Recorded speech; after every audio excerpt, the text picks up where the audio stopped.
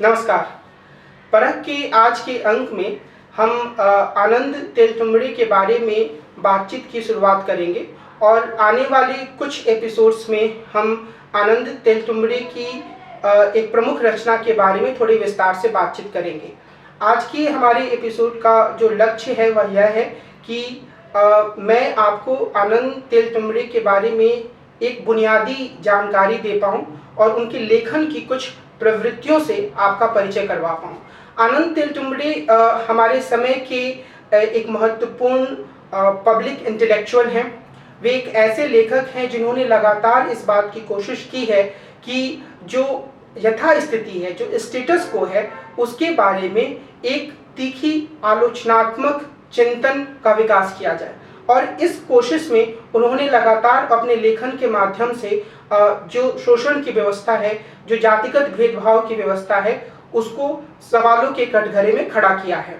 आनंद तेलतुंबड़े एक ऐसे विद्वान हैं जिन्होंने बनी बनाई परिपाटी से अलग हटकर अपने विचारों को रखा है और अवसर के हिसाब से खुद को बदलने के बजाय उन्होंने अपनी दृढ़ मान्यताओं के साथ खुद को जोड़े रखा है। वे एक ऐसे विद्वान नहीं हैं जो सत्ता की धारा को देखकर अपने विचारों की धारा मोड़ लेते हों। वे एक ऐसे विद्वान हैं जिन्होंने लगातार उन पहलुओं पर जोर दिया है, उन पहलुओं पर आलोचनात्मक तरीके से विचार किया है जिसे वे इस देश और देश की जनता के लिए जरूरी मानते हैं। विशेष रूप से दलित मुद्दों पर उन्होंने काफी विस्तार से लिखा है। आनंद तेलतुंबड़े का जन्म 1952 में हुआ और यवतमाल जो जिला है महाराष्ट्र में, वहाँ उनका जन्म हुआ और ये इन्होंने मैकेनिकल इंजीनियरिंग की डिग्री हासिल की। इन्होंने मैनेजमेंट का कोर्स किया Indian institute of management Ahmedabad से। मुंबई यूनिवर्सिटी से इन्होंने पीएचडी की डिग्री प्राप्त की और इसके अलावा इन्होंने लगातार लेखन का काम किया दलित मुद्दों पर। अगर हम इनकी कुछ प्रमुख पुस्तकों की चर्चा करें, पुस्तकों की सूची काफ़ी लंबी है, लेकिन अगर मैं कुछ प्रमुख पुस्तकों का नाम लूँ तो उसमें रिपब्लिक ऑफ कास्ट, रेडिकल इन अम्बेडकर जो कि काफ़ी चर्चित पुस्तक रही है और हाल ही में प्रकाशित हुई है कुछ वर्ष पहले, और ये इसे उन्होंने सूरज जेंगड़े के साथ मिलकर संपादित किया है। इसके अलावा खैरलान जी और महाड़ सत्याग्रह के आसपास भी उन्होंने पुस्तकों की रचना की है। जो सबसे महत्वपूर्ण बात है वह यह कि आनंद तेलतुंबड़े लगातार पत्र पत्रिकाओं में लेखन के माध्यम से दलित मुद्दों पर एक आलोचनात्मक विचार रखते रहे हैं। आलोचनात्मक का अर्थ यहाँ पर यह है कि उन्होंने बनी बनाई परिपाटी जो है उससे अलग हटकर अपने विचारों को रखा है। उन्होंने अपने विचारों को इस रूप में रखा है कि कई बार बहुत सारे दलित बुद्धिजीवी या दलित राजनेता भी अपने आप को असहज पाते हैं। अगर हम आनंद तेलतुंबड़े के विचारों की कुछ प्रमुख बिंदुओं को पहचानने की कोशिश करें, उसकी शिनाख्त करने की कोशिश करें, तो हम कह सकते हैं कि पहले स्तर पर आनंद तेलतुंबड़े यह मानते हैं कि सत्ता और प्रतीक की राजनीति अपने आप में आखिरी साध्य नहीं है, अपने आप में एंड नहीं है। यानी कि वो प्रतीक की राजनीति को एक सीमा तक महत्वपूर्ण मानते हैं, लेकिन उनका जोर बार बार इस बात पर है कि हमें इन प्रतीकों की राजनीति से आगे जाना होगा। और यहीं से जो उनके लेखन का जो दूसरा पहलू है वो सामने आता है और वह है जन मुद्दों पर जोर देना, यानी कि लोगों की रोजी रोटी के मुद्दे पर जोर देना। इस बात पर जोर देना कि जो समाज में असमानता है वह क्यों है, जो आर्थिक गैर बराबरी है और जो सामाजिक गैर बराबरी है उसका कारण क्या है, और उसको पूरी तरीके से प्रतीकों पर निपटा देने के बजाय आनंद यह मानते हैं कि जरूरत इस बात की है कि हम इस बात पर ध्यान केंद्रित करें कि इस सामाजिक आर्थिक असमानता को कैसे दूर किया जा सकता है।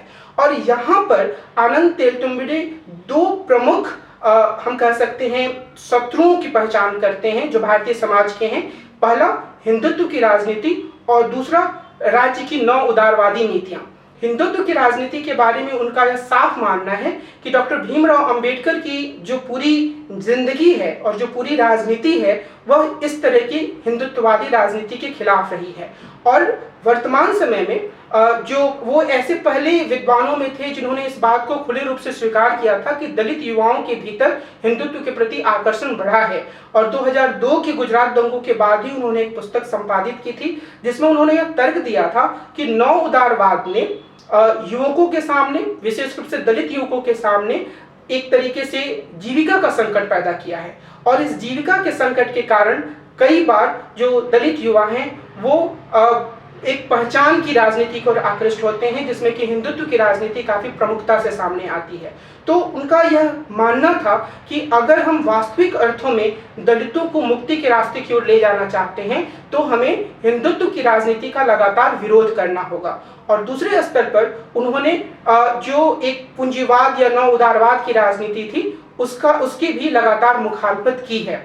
और कई अन्य दलित विद्वानों के विपरीत वे यह मानते हैं कि पूंजीवाद कभी भी किसी भी तरीके से दलितों की मुक्ति का रास्ता नहीं खोल सकता है। आनंद तेलतुंबड़े की जो लेखन है उसका एक जो बड़ा आयाम है वह यह है कि वे हमेशा से डॉक्टर अंबेडकर की रेडिकल व्याख्या की ओर आगे बढ़ना चाहते हैं।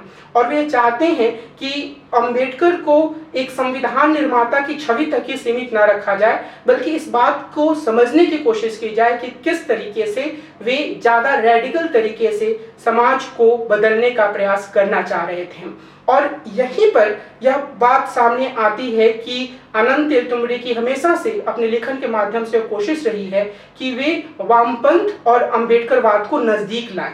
और इस मामले में उन्होंने कई महत्वपूर्ण अध्ययन भी किए हैं। और उसी में से एक महत्वपूर्ण अध्ययन की हम चर्चा करेंगे आगे के एपिसोड्स में, काफ़ी तफसील से हम चर्चा करेंगे। ये जो लेख है वह पुस्तक के इंट्रोडक्शन के रूप में उनके द्वारा लिखा गया है और इसके बारे में आपको विस्तार से आगे बताऊंगा। जो इसका शीर्षक है वह है ब्रिजिंग द अनहोली रिफ्ट। तो इसके बारे में हम आगे चर्चा करेंगे। लेकिन जब मैं इस एपिसोड को शूट कर रहा हूँ, जब मैं आपसे इस पर बातचीत कर रहा हूँ, तो मुझे उम्मीद है कि आप में से अधिकांश लोगों को यह पता होगा कि आनंद तेलतुंबड़े को जेल में कैद करके रखा गया है एक असाधारण कानून के अंतर्गत, अनलॉफुल एक्टिविटीज प्रिवेंशन एक्ट के तहत। अब ये जो असाधारण कानून हैं जिन्हें कई बार आतंक विरोधी कानूनों की अपसंज्ञा दी जाती है, वो भी थोड़े अजीब तरीके के कानून होते हैं। इनका निर्माण यह सोचकर किया जाता है, इसके पीछे यह तर्क दिया जाता है कि एक ऐसी स्थिति होती है जहां पर अपराधी जो होते हैं वो जल्दी जमानत ले लेते हैं, छूट जाते हैं, भाग जाते हैं और पुलिस को और राज्य को अपराध को रोकने में या सच्चाई को पता लगाने में बड़ी कठिनाइयों का सामना करना पड़ता है। लेकिन हम ये देखते हैं कि हाल के दौर में यूएपीए जैसे कानून का इस्तेमाल ऐसे लोगों के खिलाफ हो रहा है जो कि एक अलग तरह की सोच रखते हैं या वो ऐसे विचार रखते हैं जो मौजूदा शासन को एक तरीके से अपने लिए परेशानी का सबब लगता है। तो चाहे वो सुधा भारद्वाज हों या गौतम नवलखा हों या आनंद तेलतुंबड़े हों, ये ऐसे व्यक्तित्व हैं जो कि समाज में मौजूद हैं, सिविल सोसाइटी में हमेशा से ये मौजूद रहे हैं। ये कोई भगोड़े अपराधी नहीं हैं। ये ऐसे लोग हैं जिन्होंने हमेशा अपने लेखन के माध्यम से एक आलोचनात्मक दृष्टिकोण प्रस्तुत करने का प्रयास किया है। अब ऐसे में ऐसे लोगों के खिलाफ यूएपीए का इस्तेमाल करना समझ से परे है। और आप सब लोगों को यह पता होगा कि यूएपीए के अंतर्गत अगर किसी के ऊपर केस दर्ज किया जाता है तो उसे बिना आरोप पत्र दायर किए 6 महीने तक जेल में रखा जा सकता है। और उसके बाद पुलिस को कुछ और नहीं करना है, सिर्फ आरोपों को थोड़ा सा ट्विस्ट दे देना है, एक नए तरह का आरोप जड़ देना है। और एक ऐसी स्थिति भी हो सकती है कि जो आरोपी है वो कई सालों तक बिना किसी कानूनी कार्रवाई के आगे बढ़े, बिना कोई आरोप पत्र दाखिल हुए जेल में रह सकता है। तो यह अपने आप में एक अजीब स्थिति है। और यह स्थिति अजीब इसलिए है क्योंकि आनंद तेलतुंबड़े को जिस दिन गिरफ्तार किया गया वो डॉक्टर अंबेडकर की जयंती का दिन था। उनके बारे में एक तथ्य यह भी है कि वे डॉक्टर अंबेडकर के परिवार के संबंधी हैं। खैर ये बहुत छोटा तथ्य है, लेकिन जो बड़ी बात है वह यह है कि जो कोरोना का पूरा दौर है उसमें कई सारे कैदियों को रिहा किया जा रहा था। हमारे प्रधानमंत्री यह कह रहे थे कि जो 60 वर्ष की उम्र से ज़्यादा लोग हैं उन्हें सावधानी बरतनी चाहिए। और दूसरी तरफ ऐसे विद्वानों को और ऐसे नागरिकों को असाधारण कानूनों के तहत जेल में डाला गया जिनकी उम्र 65 साल से भी ज़्यादा है। तो यह अपने आप में अजीब सी विडंबना है हमारे लोकतंत्र की।